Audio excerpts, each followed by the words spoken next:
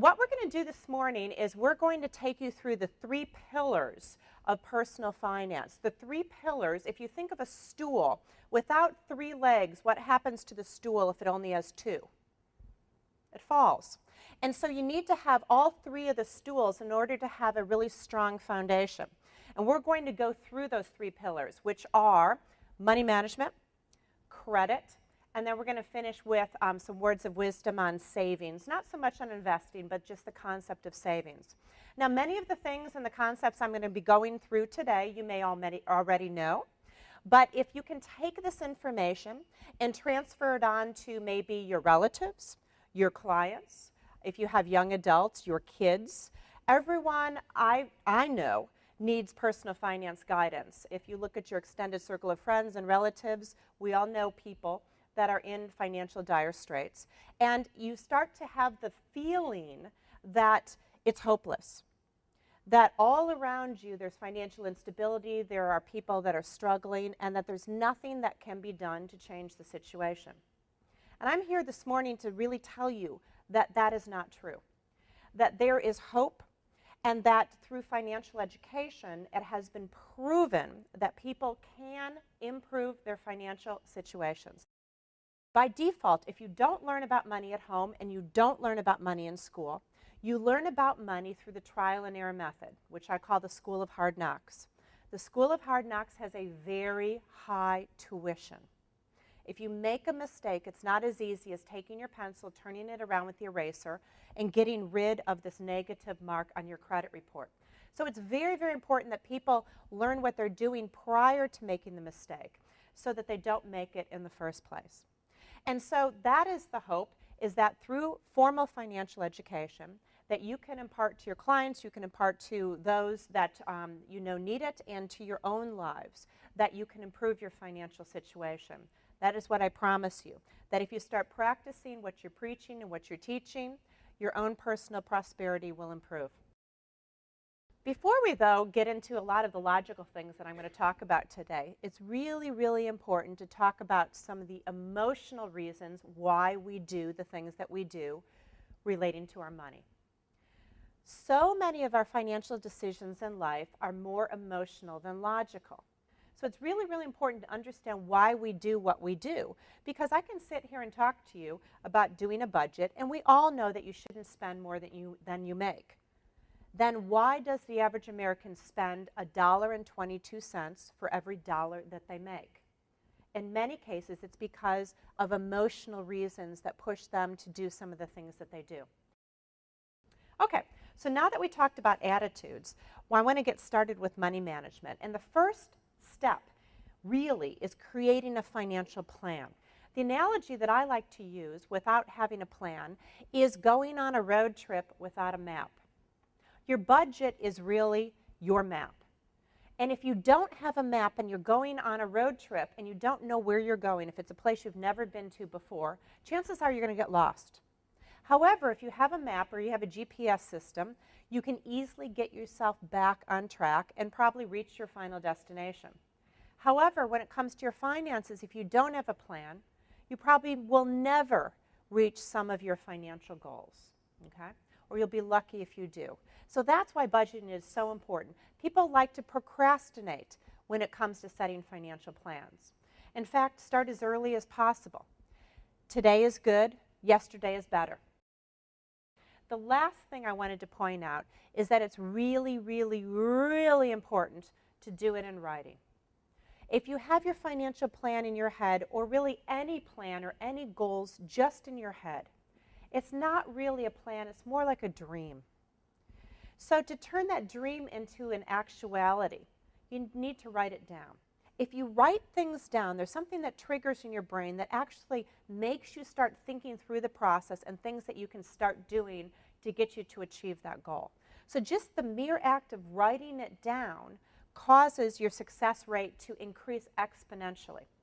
So what you're going to find out after you do a budget is the scale is either tipped this way, where you make more than you spend, or this way, where you spend more than you make, or they're exactly balanced, which means every single dime that you make goes out and you actually have no money to save.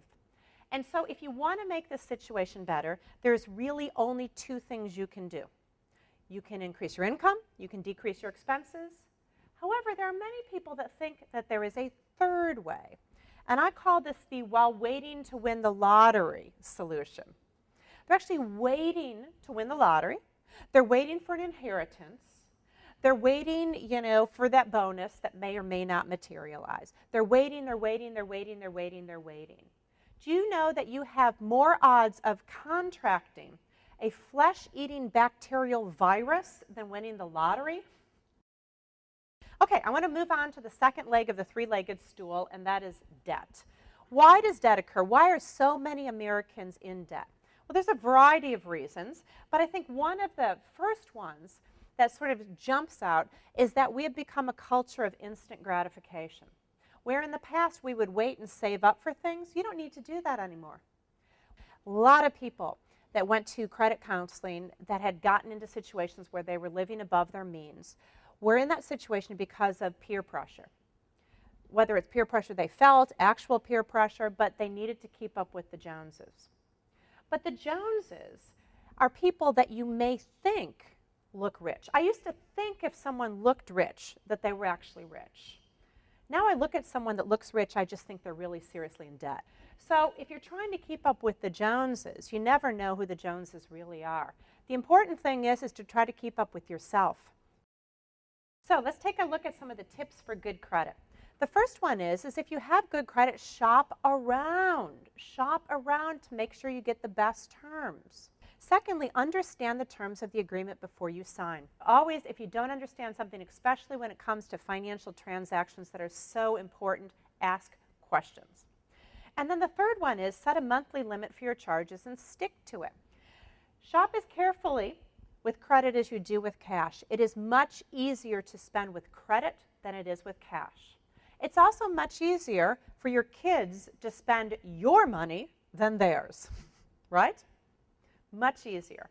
And so if you realize that, try to purchase things more with cash because it seems to have more of a tangible quality. It's much harder to part with cash than it is with credit. And then finally, pay your bills promptly and in full to keep finance charges low. You need to see what you can do to reduce or eliminate your credit card debt. Okay? The easiest way to do that is to go ahead and pay more than the minimum. And people say, oh, well, I can't really afford much more. Sure you can. You've already done your budget, and you've looked at areas in your budget that you can eliminate. It's usually easiest to eliminate things that you really don't use. So if you've done your budget and you find out that each month you have debited from your account a health club membership, and you haven't been in so long that you don't even know where the health club is anymore, this is wasted money, right? Get rid of it. If you have a deducted expense every month for a book of the month club and you're too busy to read, get rid of it, okay? So those are usually the easiest ways to save some money. Take that money that you've now saved and go ahead and pay it extra on your credit cards or extra on your debt. Small amounts really do make a difference. Let's say you pay an extra $20 on that credit card example I gave you earlier. You're going to cut down the repayment time from 7 years to 3. That's by only paying an extra $20 a month. It makes a difference. Try to use your credit cards only for emergencies.